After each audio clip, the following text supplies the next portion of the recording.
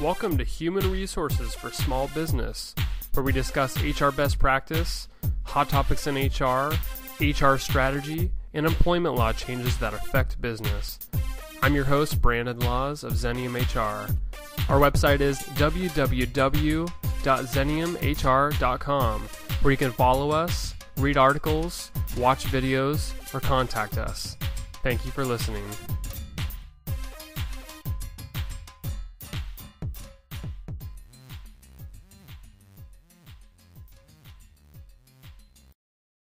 Today is May 22nd, and my guest today is Molly Kelley. She is a human resource business partner with Xenium and has 13 years of experience in working with small and medium-sized companies and doing some HR consulting work and project work, investigation work. And our topic today is bullying, and I'm sure she's dealt with some of those issues as well. So I'm going to start off... Welcome, Molly. Thank you, Brandon. I'm going to start off by mentioning there was a study by SHRM, the Society of Human Resource Management. They had 265 respondents in one of these surveys regarding bullying in the workplace. And according to their study, 51% of the organizations that responded said they had incidents of bullying. So, Molly, in this sort of study, what is bullying really referring to? Is it physical? Is it verbal? What sort of things? What is bullying exactly? That's a really good question, Brandon, and it probably is best directed back to our employee in the individual circumstances when it can arise. For me, one of the first things that I look at is whether we're talking about bullying and or harassment, because that's obviously a huge issue for employers and employees to respond to. Bullying, to me, typically when I hear an employee say they're feeling bullied, it's an emotional response. They're trying to articulate that they're uncomfortable in the workplace. The distinction that we would draw between bullying and harassment is harassment typically is defined by inappropriate behavior on the basis of a protected class. So somebody's race, gender, religion, sexual orientation, disability, kind of the biggies that we think about as far as areas of protections for individuals in society are the reason that someone is being picked on. That would be an incident of harassment. Whereas bullying can be maybe not based on a protected class, but it's just making someone feel uncomfortable about their workplace. And so what sort of organizations are likely to experience this? I find it hard to believe that maybe a really small organization maybe don't get the bullying, but maybe larger organizations, medium-sized, that have many more employees, and they can form little cliques and here and there, and so bullying seems like it'd become more of an issue in a large and medium-sized organization. Yeah. What do you think? And it's interesting because I think that the word bully makes us kind of think of a schoolyard bully, so we're thinking of usually a gang of folks, but a bully can be just one individual. So in that case, you could have a two-person company and an employee winds up feeling bullied. So I think it's the articulation of what they're feeling and responding to that an employer needs to, kind of perk their ears up and address, regardless of size of company. In that same study that SHRM came out with, they also said that 65% of this bullying, of the 51% that said they have experienced bullying, 65% of those resort to some sort of internal investigation. Mm-hmm. Now, you'd mentioned that bullying and harassment are somewhat intertwined. Absolutely. But what would be your approach in terms of would you immediately launch into an investigation, or what is an HR person? How do you react to something like that? I always smile when I hear, the words launch into an investigation, and I think a lot of employers kind of worry about calling us for those situations because it sounds like there's going to be an HR SWAT car, pulling up and and addressing these issues. But typically we do investigate, and a lot of times that just starts with a conversation with the person who's complaining, so the person who's feeling bullied or feeling harassed.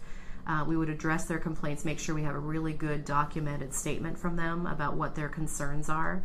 Part of that process also is the request to them to address how they want to see things resolved. Do they want an apology? Do they feel like they can't work with the other individual? So we kind of start from the area of concern and address it there. And next steps would include then addressing the person who's the subject of the complaint, so the accused party, and getting their perspective on things. A lot of my investigations wind up with someone simply apologizing and saying, "Oh my gosh, I had no idea that I had hurt this person to that degree." At which point we can hopefully move forward. A lot of times a document accompanies that with written corrective action to make sure that the behavior doesn't continue. But it usually is sort of a step-by-step process, addressing the concerns of the person who's complaining, talking to the accused, and then if there's witnesses, addressing their perspectives as well too. Do you find that in most of those cases where it launches into a full investigation that there is some positive resolution at the very end, or do you find that there could be a separation, or these people just can't work together anymore? What are your sense on that? It really varies. It really varies. My philosophy built over the time that I've had in HR is that people don't wake up in the morning thinking, "By golly, it's a great day to harass, and I want to go out and upset my colleagues and coworkers." We don't typically see that. A lot of these things come up with misunderstandings. Sometimes, in rare instances, we have found outright malicious attacks, in which case we address those with usually more severe corrective action that can lead to termination. If it's a first-time offense where someone sort of says, "Oh my goodness, I'm so sorry. I've learned from this. I won't, engage in this activity again," then that's something that we usually would address with a corrective action. But if it's really severe or involves threats of violence or is repeated, then we would resort to further measures, which might include termination. So when you say malicious attacks, one can only think that maybe it's something to do with email, maybe social media. Yeah. How often are you seeing in bullying cases where it's involving really the kind of the technology part of the business versus like maybe something that's very confrontational or even physical, I guess, if you even want to go that route? Yeah, that's been a huge shift, I would say, in a trend, unfortunately, in my career, is that I've seen more and more of this activity happening online. So a lot of my investigations these days involve looking at Facebook, MySpace, email posts, text messages, even between employees' personal phones. And it seems to me that that's a growing issue that we're kind of looking at as a society, is that blur between our personal, private lives and our work lives. And the fact that those relationships carry over via Facebook or people exchanging personal cell phone numbers and that sort of thing. So it's certainly not new in employment law and employment history that we've had these issues, but the number of contacts that employees have outside of work are increasing, which allows, unfortunately, for inappropriate comments to be exchanged as well. I would imagine from an investigation standpoint that documentation is probably easier to come by, because if they're using email on social media and things like that, it's all documented out there. The problem is there is a fine line between what is their personal and in work, and like how do you access those things and reach those people when that is part of their private life? Like how do you access those sorts of things? So I just thought I'd make that point, but it seems like a challenge. It's actually a huge challenge, and as a nation, we're discussing this issue and looking at it. A lot of attorneys are making a lot of money in this area right now because it's an area of a lot of conversation about where are my free speech rights versus the employee's responsibility to behave appropriately with coworkers. So it's a big area of discussion. Since it seems like there's a high rate, and based on the SHRM study, there is a high rate of investigations happening. Do you think that is a very proactive thing for HR to do, or do you think there's something even more proactive that we can do, like policy updates in our handbook, or training or coaching? What sorts of things do you think is on the more proactive side of the bullying? Absolutely. To address that, I would say you absolutely have to respond when you have a complaint with an investigation process, as I kind of outlined. So conversations with the folks involved and concerned. But to your point, it absolutely starts with proactive education, setting a culture of respect, making sure that we document that that's our intention. So most companies will include a policy about harassment prevention, but I think it goes beyond that to sort of say, we're not going to tolerate disrespectful conduct, because again, harassment, as it's legally defined, is limited to harassment on the basis of a protected class. What most companies and most employees are concerned about is, how do I feel about going to work? Do I feel comfortable working here? Do I want to work with my colleagues and coworkers?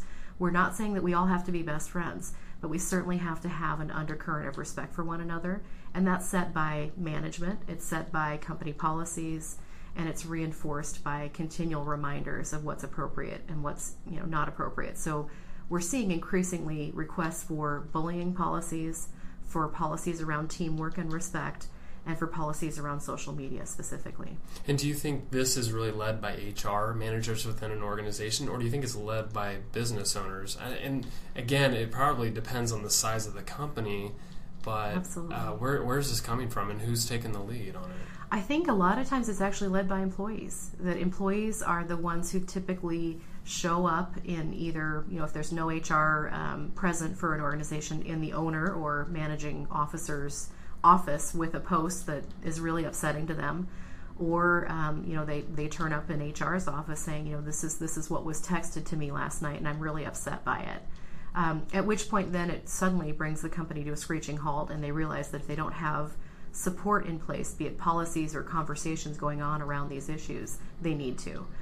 So it's often, unfortunately, not realized until there's an incident, and then policies are put in place. So hopefully we can be more proactive and try to bring these issues to light and have discussions about them as a workplace. And on the proactive side, what sort of advice would you give to, let's say there's a small business out there who doesn't want to deal with any bullying issues in the future, but hasn't had any, and maybe even a medium-sized company with 50 to 100 employees. What sort of advice would you give them at this stage where they haven't had any issues, but they don't want to have any issues? What sort of things could they do? I think it's recognizing what you're doing well. So being proud of the culture that you've created that has created a culture of respect where you don't have these incidents coming up, but realizing that you need to address them proactively. So a lot of times this falls upon the shoulders of management. As an HR person, I'm of course tempted to say, throw a policy at it and that'll fix it.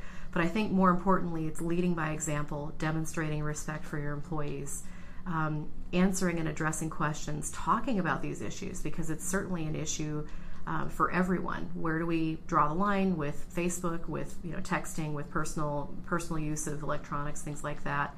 How do we have conversations that are respectful in the workplace, even outside of social media?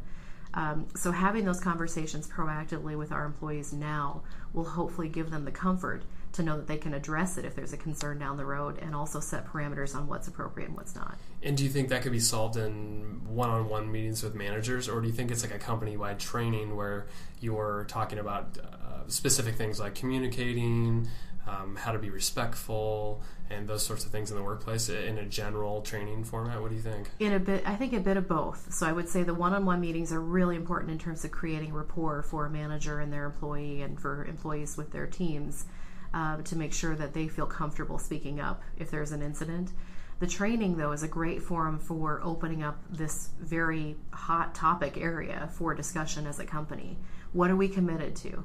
What do we define as respect? What's acceptable? What's not acceptable in terms of behavior, comments, things that will define us as an organization, as a culture. So it's a little bit of both in my mind. My guest today has been Molly Kelley. Thanks for being part of our podcast. It's a pleasure. This podcast is produced by Xenium Resources, Inc., all rights reserved.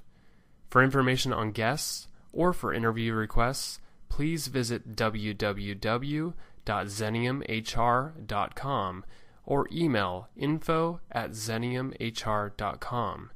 Everything on this show should be considered educational and informational only, and not personal advice. Please consult with the appropriate tax, legal, or business professional for individualized advice.